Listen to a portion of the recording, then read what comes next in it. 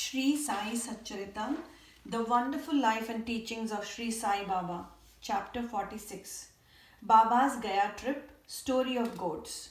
This chapter describes Shama's trip to Kashi, Prayag and Gaya, and how Baba in the form of his portrait was there ahead of him. It also describes Baba's reminiscences of the past birth of two goats. Preliminary. Blessed, O Sai, are your feet, blessed is your remembrance, and blessed is your darshan, which liberates us from the bond of karma.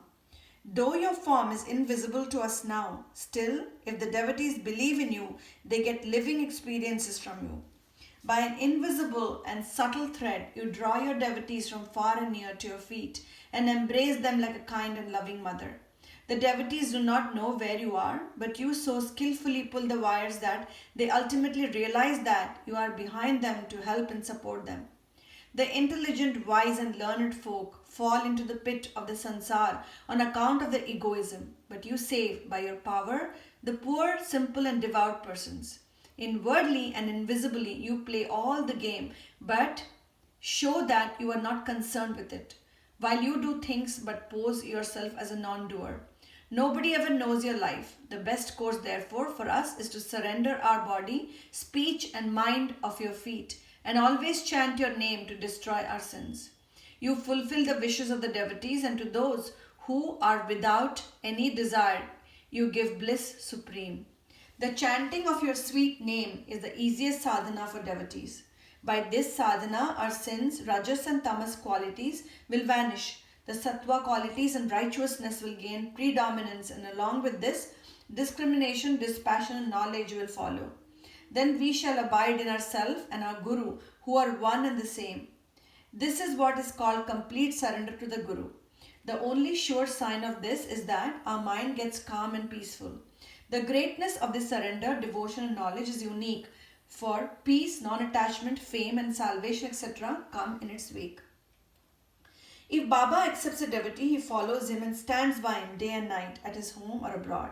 Let the devotee go anywhere he likes. Baba is there ahead of him in some form, in an inconceivable manner. The following story illustrates this. Gaya trip. Sometime after Kaka Sahib Dikshit was introduced to Sai Baba, he decided to perform the thread Upanayanam ceremony of his eldest son, Babu, at Nagpur. At about the same time, Nana Sahib Chandorkar decided to perform the marriage ceremony of his eldest son at Gwalior. Both Dikshit and Chandorkar came to Shirdi and lovingly invited Baba for these functions. Baba asked them to take Shama as his representative. When he was pressed to come in person, Baba told them to take Shama with them and said, after doing Banaras and Prayag, we would be ahead of Shama. Now mark these words, for they show Baba's all-pervasiveness. After taking the permission of Baba, Shama decided to go to Nagpur and Gwalior for these functions and ceremonies, and then to Kashi, Prayag and Gaya. Appa Kote made up his mind to accompany him. They both went first to Nagpur for the thread ceremony. Kaka Sahib Dikshit gave Shama rupees 200 for his expenses. Then they went to Gwalior for the marriage ceremony. There, Nana Sahib Chandorkar gave Shama rupees 100 and his Vyahi relative, Mr. Jathar, gave him also rupees 100. Then Shama went to Kashi and then to Ayodhya. He was well received in Jathar's beautiful temple of Lakshmi Narayan at Kashi, Varanasi and Banaras, and the Ram Mandir at Ayodhya by Jathar's manager. They, Shama and Kote, stayed for 21 days in Ayodhya and 2 months in Kashi, Banaras. Then they left for Gaya. In the train, they felt a little uneasy on hearing that plague was prevailing in Gaya. At night, they alighted at Gaya station and stayed in the Dharmashala. In the morning, the Gayawala, the priest who arranges for the lodging and boarding of the pilgrims, came there and said, the pilgrims have already started. You better make haste. Shama casually asked him whether there was plague in Gaya. No, said the Gayawala. Please come without any fear or anxiety and see yourself. Then they went with him and stayed in his house, which was a big and spacious vada. Shama was pleased with the accommodation provided to him, but what pleased him most was the beautiful big portrait of Baba fixed in the central and front portion of the building. On seeing this portrait, Shama was overwhelmed with emotion. He remembered Baba's words, whereas after doing Kashi and Prayag, we would be ahead of Shama, and burst into tears. His hair stood on end, his throat was choked, and he began to sob. The Gayawala thought that he was afraid of plague prevailing there and therefore was crying. But Shama inquired of him how he got Baba's portrait there. He replied that he had 200 or 300 agents working at Manmad and Puntambe for looking after the convenience of the pilgrims to Gaya, and from then he heard about Baba's fame. Then, about 12 years ago, he went to Shirdi and took Baba's darshan. There he was attracted by Baba's portrait hung in Shama's house, and with Baba's permission, Shama gave it to him. This was the same portrait. Shama then remembered this incident. The Gayawala's joy knew no bounds when he heard that the same Shama who obliged him before was his guest now. Then they both exchanged love and service and were most delighted and happy. The Gayawala gave him a royal welcome. He was a very rich man. He sat in a palanquin and made Shama ride an elephant and attended to all his comforts and conveniences. The moral of the story is this, that Baba's words come out true to the letter, and unbounded was his love towards the devotees. But leave this aside. He also loved all creatures equally, for he felt that he was one with them. The following story will illustrate this. Two goats. Baba was once returning from Lendi when he saw a flock of goats. Two of them attracted his attention. He went to them, caressed and fondled them, and bought them for rupees 32.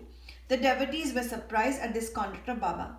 They thought that Baba was duped in this bargain, as the goats would fetch rupees 2 each, or the most rupees 3 or 4 each. That is rupees 8 for both. They began to take Baba to task for this, but Baba kept calm and cool. Shama and Tatya Kote asked Baba for an explanation.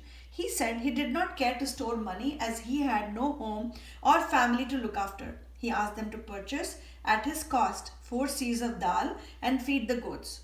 After this was done, Baba returned the goats to the owner of the flock and gave out the following reminiscences and story of the goats. O Shama and Tatya, you think that I have been deceived in this bargain. No, listen to their story. In their former birth, they were human beings and had the good fortune to be with me and sit by my side. They were uterine brothers, loving each other initially, but later on they became enemies. The elder brother was an idle fellow, while the younger was an active chap and earned a lot of money. The former became greedy and jealous and wanted to kill his younger brother and take away his money. They forgot their fraternal relations and began to quarrel with each other. The elder brother resorted to many devices to kill his younger brother, but all his attempts failed. Thus they became deadly enemies, and finally on one occasion the elder gave a deadly blow with a big stick on the latter's head, while the latter struck the former with an axe, with the result that both fell dead on the spot. As a result of their actions, they were both born as goats. As they passed by me, I at once recognized them. I remembered their past history. By taking pity on them, I wanted to feed them and give them rest and comfort, and for this reason I spent all the money for which you blame me. As you did not like my bargain, I sent them back to the shepherd. Such was Sai's love for the goats. Bow to Shri Sai, peace be to all.